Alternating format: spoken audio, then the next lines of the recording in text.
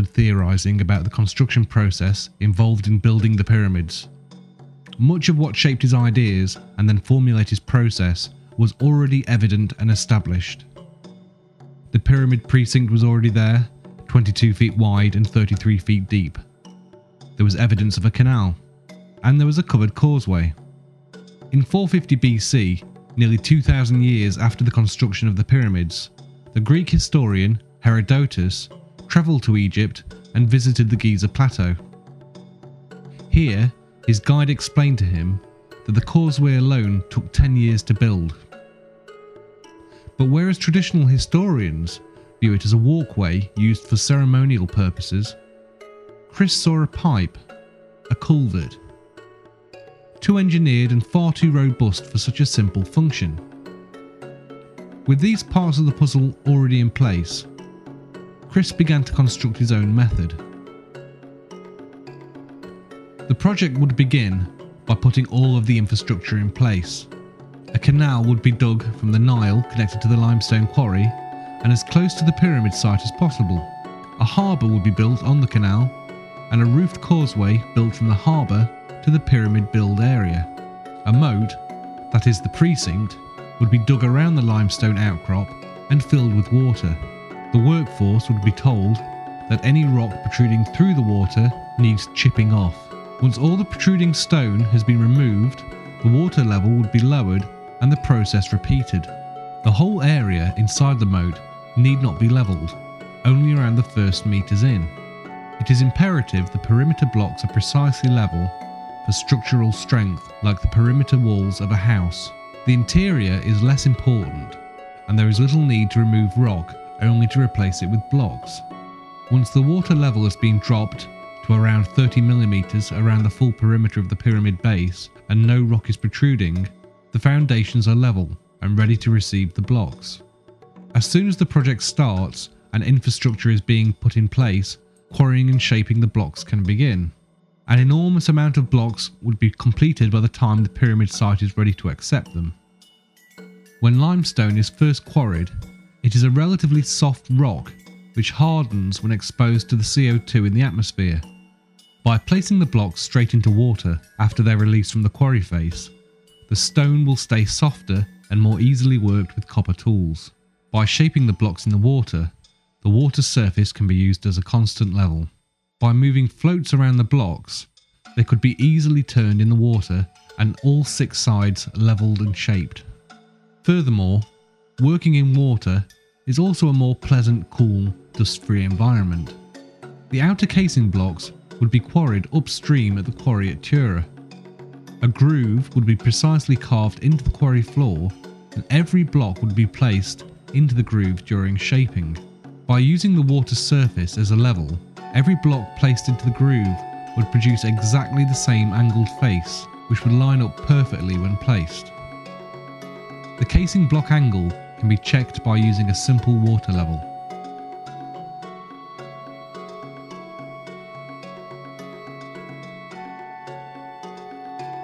The quarrying process can take place all year round.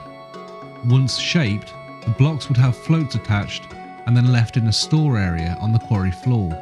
Ideally, the floats would be made from cedar wood. The density of limestone is around 2.5 tonne per cubic metre.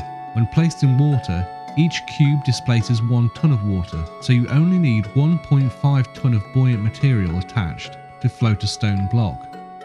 Cedar wood has a density of around 500 kilograms per cube, so around 3 cubes of cedar wood would be required to float each cube of limestone.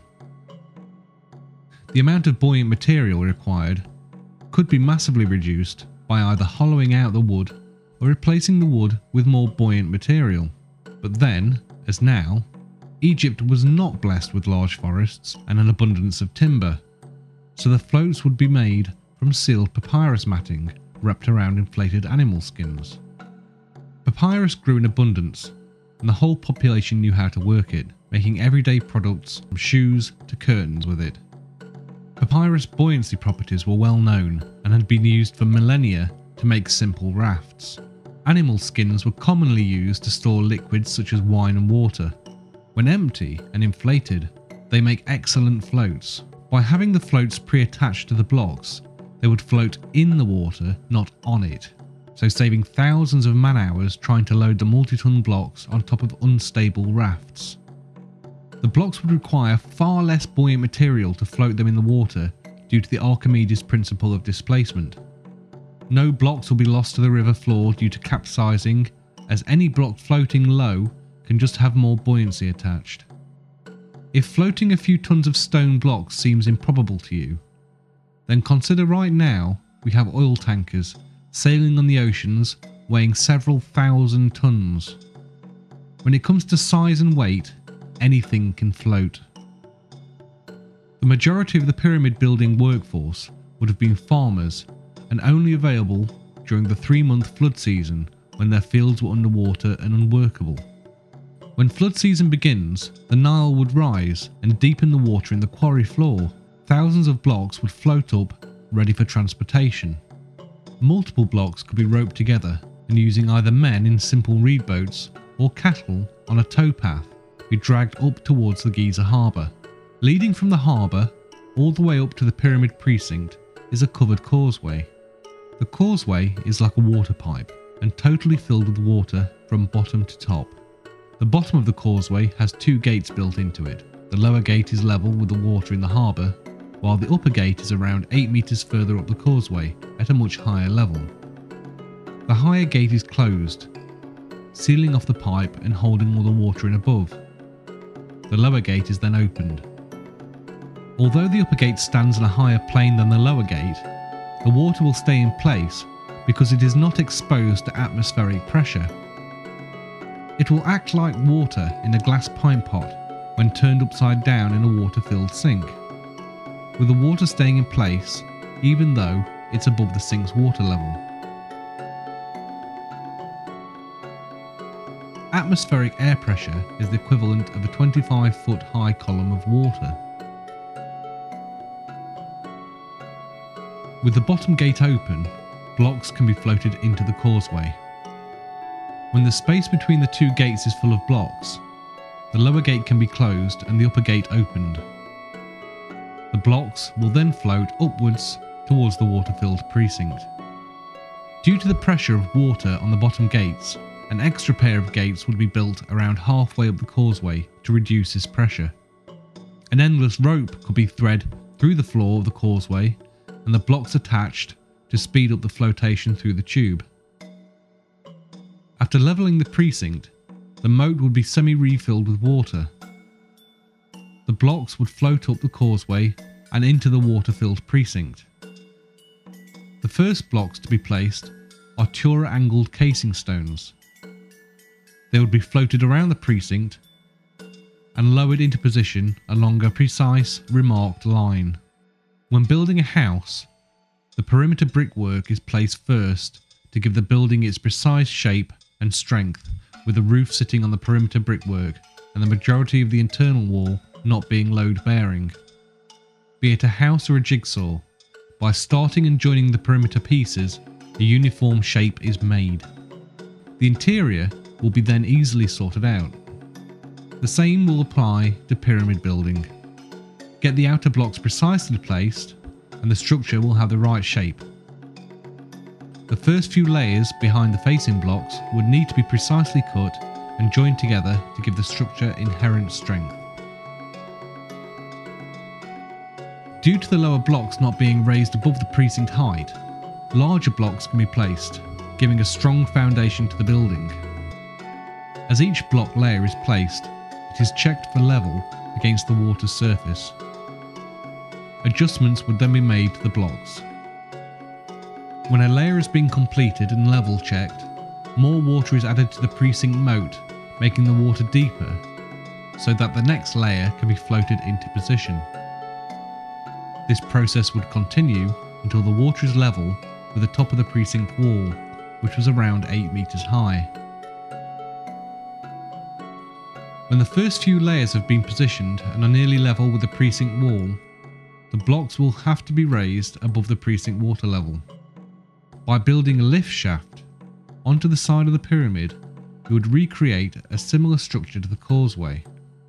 Again, build 2 separated gates at the bottom of the shaft, fill the shaft with water, and again close the second gate to hold the water in the shaft. Open the first gate and float in numerous blocks, then shut the first gate, open the second gate, and the block will float up to the summit of the pyramid. To keep water pressure down on the lower gates, every 15 meters or so, additional pairs of gates will be built into the shaft. Here we see blocks floating up the water lift shaft.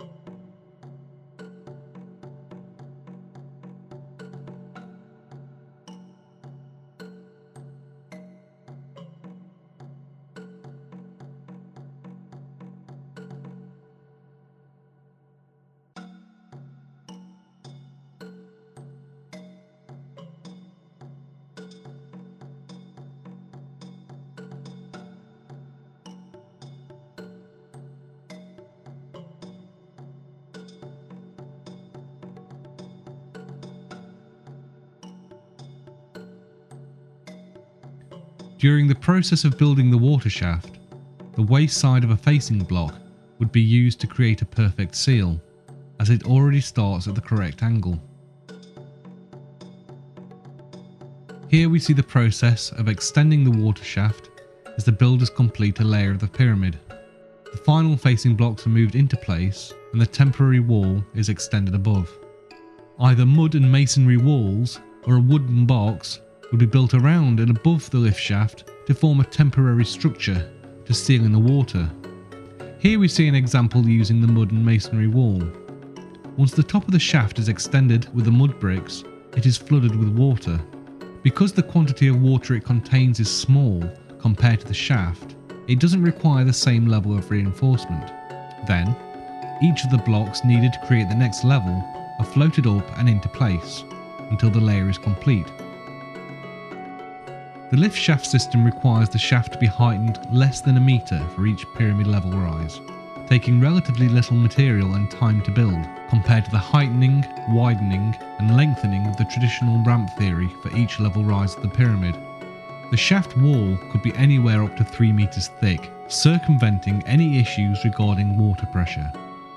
Further to this, the shaft would be waterproofed. There are many ways to achieve this given the materials available at the time.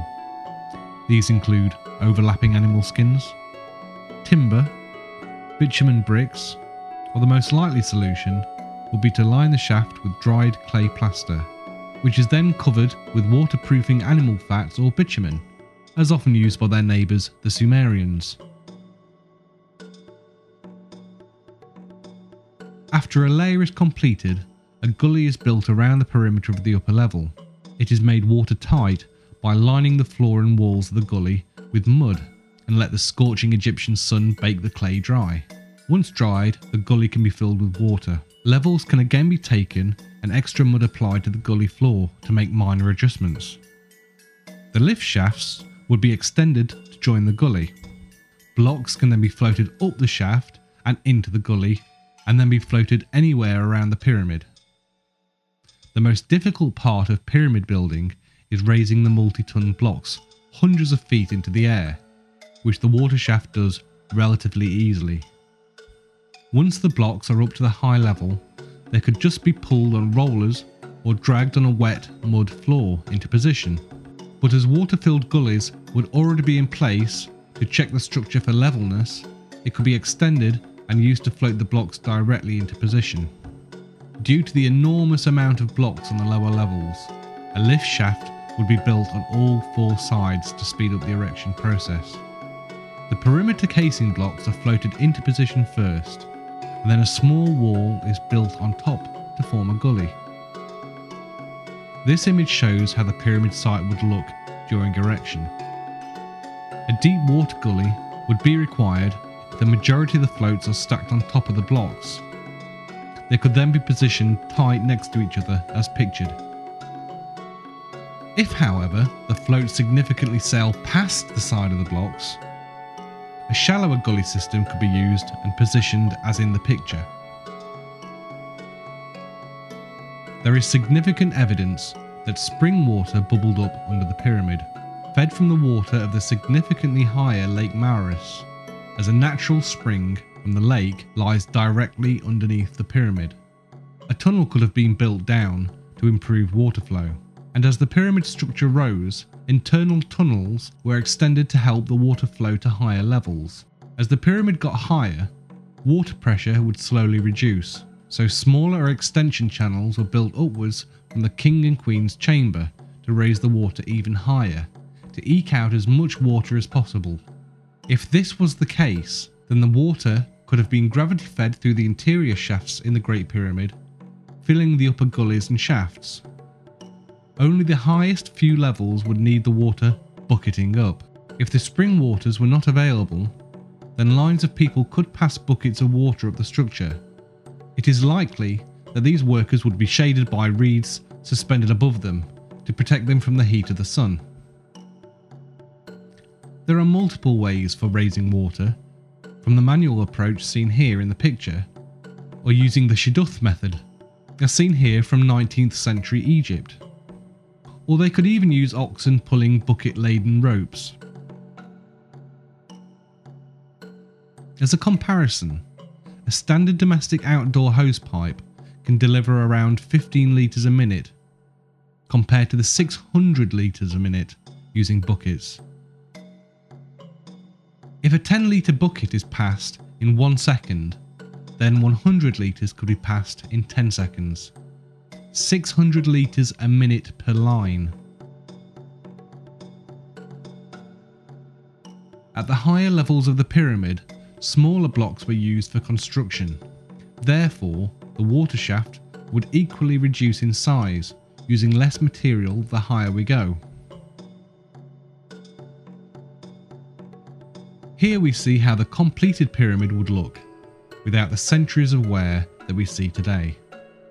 The white limestone of Tura would shine in the sunlight. Here we see the traditional view of pyramid building, with thousands of men dragging staggering weights up an enormous ramp which would take millions of tons of material to construct. Once completed, this enormous ramp would need to be demolished and the material dispersed, compared to the easily demolished lift shafts which could be smashed from above and act like a rubbish chute. Evidence is beginning to surface that lends itself to the theory of using water shafts for moving the blocks to the pyramids. The picture you see here is of a roofed causeway that was discovered near Snefru's bent pyramid. The walls are almost 3 meters in height and 2.5 meters wide. This type of causeway is just like the kind that Chris imagines with his theory. Well, how about this? Here we see the well-preserved causeway at the Pyramid of Unis. Why were the walls built so strong and thick, and such large roof slabs used just to create a walkway?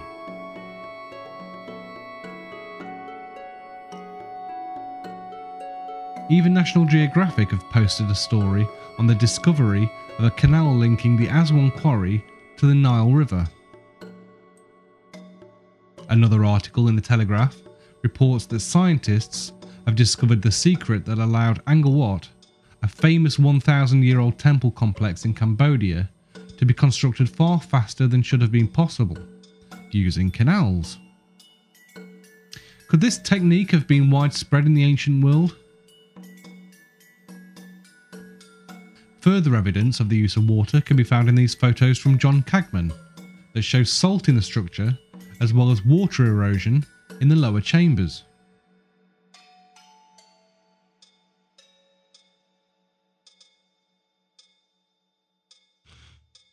Compelling new evidence is now coming to light that there were significant, large high-pressure springs bubbling up on the Giza plain at the time the pyramids were built. These high-pressure springs were fed by a huge underground aquifer, fed at the time from the faster-running deeper Nile. We also have supporting evidence to the flotation theory in the discovery of connection bosses. As you can see in the image, these bosses have been found on various pyramid blocks, much like the modern day lifting lugs. Because of their orientation, it is clear that they would be used to suspend the blocks from above, as would be the case with flotation. Other evidence that lends credence to the flotation theory is the fact that throughout the pyramid structure, salt and water-based impurity has been found. This points towards the notion that there was a lot of water contained at some point within the pyramid structure. Finally, it has been known for some time that the Great Pyramid has very subtle concave sides. This is only visible with the correct lighting conditions as seen here. Could this be evidence of the water shaft? For a deeper look into the water shaft theory, then please read the book.